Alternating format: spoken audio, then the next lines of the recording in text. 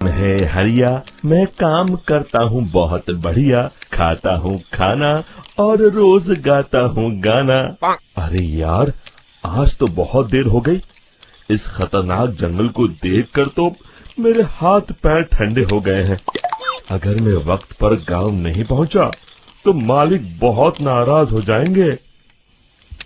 तभी हरिया को एक आवाज सुनाई देती है। सुनिए हरु जी। अरे, ये आवाज किसने दी? तभी हरिया को सामने कुछ दूर एक औरत खड़ी दिखाई देती है। अरे भाई, ये औरत अकेली इतनी रात को इस जंगल में क्या कर रही है? चलकर पूछना पड़ेगा। फिर हरिया अपनी बैलगाड़ी उस औरत के सामने लाकर रोक देता है और उससे पूछता है। अरे सुनिए, आप इतनी रात को इस खतरनाक जंगल में अकेली क्या कर रही हैं? तभी वो औरत मीठी आवाज में कहती है, अरे हरु जी, आप आ गए। मैं कब से आपका इंतजार कर रही थी।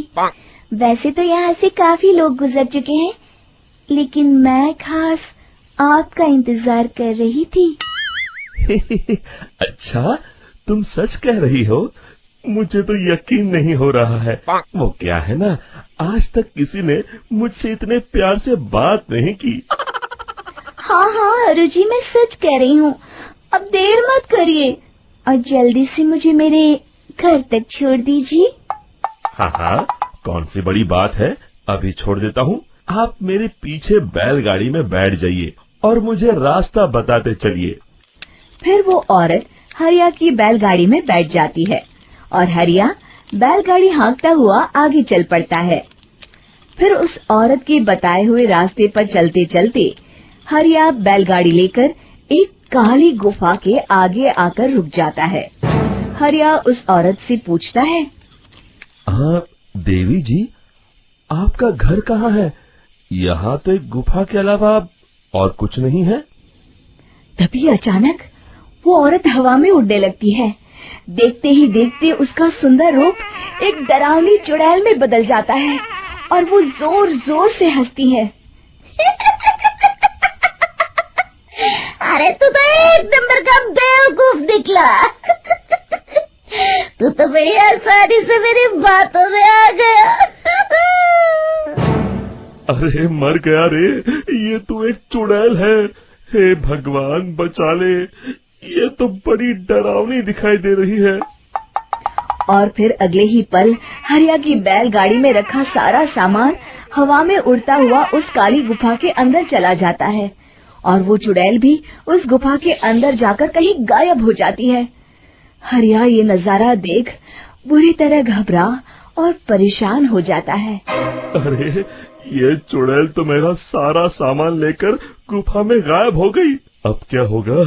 अगर मैं गांव खाली हाथ गया तो मालिक मेरी अच्छी खबर लेंगे। मेरी इस बात का कोई यकीन भी नहीं करेगा। फिर आखिर वही हुआ। हरिया के मालिक चंपक सेठ को हरिया की किसी भी बात पर रत्ती भर भी यकीन नहीं हुआ। चंपक सेठ को लगा हरिया झूठ बोल रहा है और उसने ही लालच में आकर सारा सामान हड़प कर लिया है। फिर हरिया को बेईमान समझकर चंपक सेठ उसे काम से निकाल देता है। अगले दिन अपनी दुकान में परेशान बैठा चंपक सेठ गुस्से में बड़बड़ाता है। अरे, दुकान में तो सामान बिल्कुल भी नहीं है। अब मुझे ही शहर जाकर सामान लाना होगा। फिर वो अपनी बैलगाड़ी लेकर शहर चला जाता है। शहर से सामान लेकर जब चंपक सेठ वापस गांव लौट रहा होता है, तभी उसे एक आवाज सुनाई देती है। चंपक जी, ओ चंपक जी। अरे, ये तो कोई मेरा नाम लेकर मुझे पुकार रहा है। फिर उस रास्ते में वही औरत खड़ी दिखाई देती है। फिर क्या था, हरिया की तरह चंपक सेठ भी उस औरत के पास अपनी बैलगाड़ी लेकर जाता है और वो भी उसकी चिकनी चुपड़ी बातों के मुंह जाल में फंस जाता है। फिर चुड़ैल उसे भी अपनी गुफा तक ले जाती है और उसका सारा सामान लेकर गुफा में गायब हो जाती है।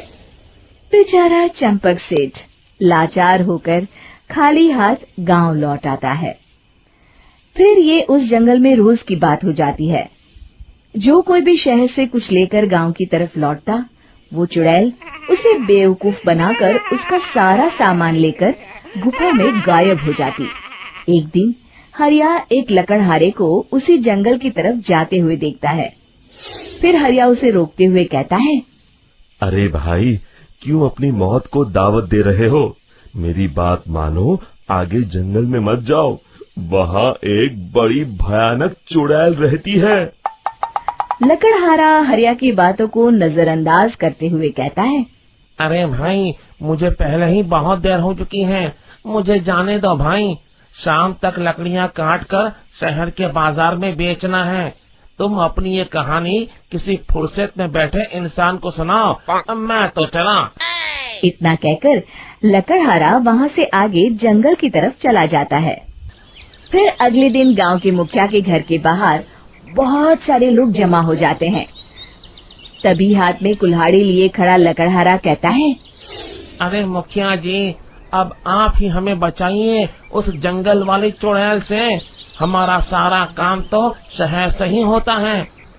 अरे मुखिया जी, उस चुड़ैल की वजह से तो मैं पूरी तरह बर्बाद हो गया हूँ।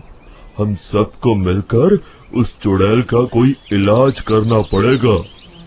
तभी भीड़ में खड़ा वीरा कहता है, आप लोग चिंता मत करिए, कल से वो चुड़ैल किसी को नहीं लूट पाएगी। मेरे पास एक बहुत अच्छी तरकीब है।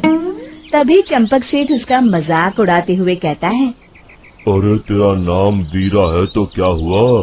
तूने अभी उस चुड़ैल को देखा नहीं है?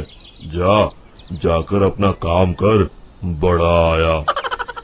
तब मुखिया जी कहते हैं, नहीं चंपक सेठ, मुझे लगता है हमें इस लड़के को एक मौका देना चाहिए। फिर सभी गांव वाले मुखिया जी की बातों से सहमत हो जाते हैं और वीरा शाम को एक बैलगाड़ी में कुछ सामान लादकर उस जंगल की ओर चल देता है। वीरा, ओ वीरा, कहाँ जा रहा है? तभी वीरा मुड़ के देखता है, वही चुड़ैल एक औरत के रूप में खड़ी है। अरे बहन जी, मैं आपको ही ढूंढ रहा था। देखिए, मैं आपके लिए क्या लाया हूँ। अरे वाह, तो खुद मेरे लिए इतना सामान लाया है। तू ही अकेला गांव में समझदार है। जरा देखो, मैं भी खोल के, बड़े भूख लगी है।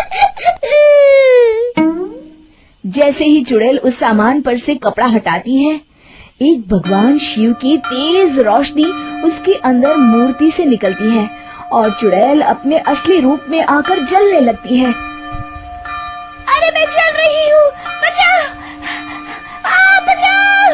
ओम नमः शिवाय, मर गई मैं! देखते ही देखते वो चुड़ैल राख के साथ उड़ जाती है और सभी गांव वाले भी वहां जाते हैं।